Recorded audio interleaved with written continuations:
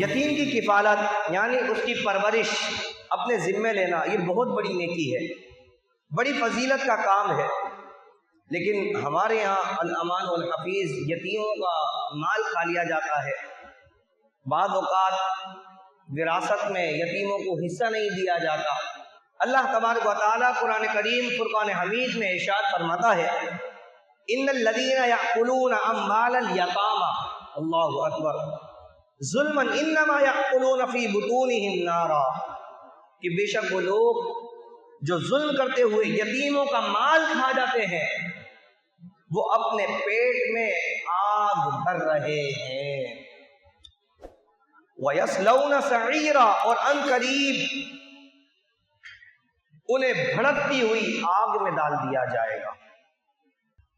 ایک مکہ مکرمہ میں یتیم بچہ تھا، اس امت کے فرعون یعنی کہ ابو جہل نے اس کی کفالت کی ذمہ داری اپنے اوپر لی، اور اس نے کہا کہ اس بچے کی جو کفالت میں کروں گا۔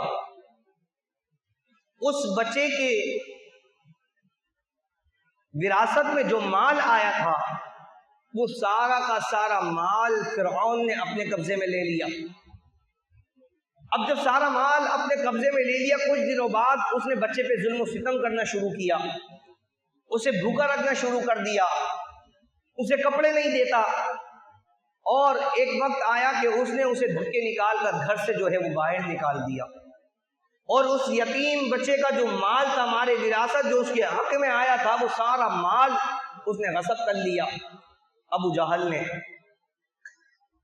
تو وہ بچہ روتا ہوا جا رہا تھا کہ کچھ لوگوں نے دیکھا کہ بچہ رو رہا ہے، انہوں نے مذاقاً ہنستے ہوئے کہا کہ جاؤ یتیم بچے سے کہا کہ تم جا کے محمد صلی اللہ علیہ وسلم سے مدد مانگو اور وہ تمہاری مدد کریں گے۔ اور وہ مذاقاً ہنستے ہوئے یہ بات کہہ رہے تھے، اور ان کے دلوں میں یہ تھا کہ وہ تو ان کی مدد نہیں کر پائیں گے، مگر انہیں کیا معلوم کہ وہ رب کائنات کے محبوب صلی اللہ تعالی علیہ وسلم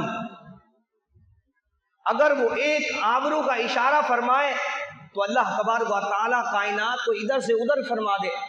یہ وہ محبوب ذیشان ہے کہ جن کے اشارے پر اللہ تبارک و تعالیٰ سورج کو پھیر دے۔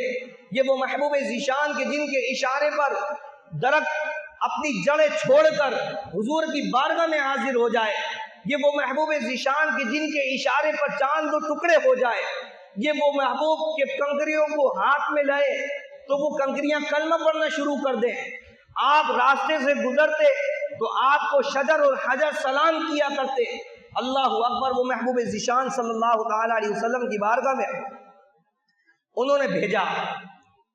خیر وہ یتیم بچہ دو جہاں کے تاجدار صلی اللہ تعالی علیہ وسلم کی خدمت میں حاضر ہوا اور اپنی فریاد پیش کی۔ پیارے آقا مدینے کے والے مصطفیٰ صلی اللہ تعالی علیہ وسلم نے اس بچے کو ساتھ لیا اور فرعون ابو جہل کے گھر تشریف لے گئے۔ قریش کے سردار تو یہ خیال کر رہے تھے کہ ابو جہل اکڑ دکھائے گا، ابو جہل اکڑ دکھائے گا، ان کا مذاق اڑائے گا اور وہ مال نہیں دے گا۔ ابو جہل نے جیسے ہی سرکار عالی وقار صلی اللہ تعالی علیہ وسلم کو دیکھا تو ادب سے مرحبا کہہ کر آپ کا استقبال کیا اور فوراً یتیم کا مال لا کر ان کے حوالے فرما دیا۔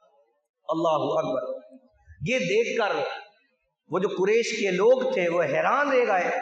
جب انہوں نے ابو جہل سے ماجرا پوچھا تو وہ بولا کہ خدا کی قسم میں نے محمد صلی اللہ علیہ وسلم کے دائیں اور بائیں ایک نیزہ دیکھا، مجھے یہ ڈر لگا کہ اگر میں نے ان کی بات نہ مانی تو یہ نیزہ مجھے پھاڑ ڈالے گا۔ اللہ اکبر۔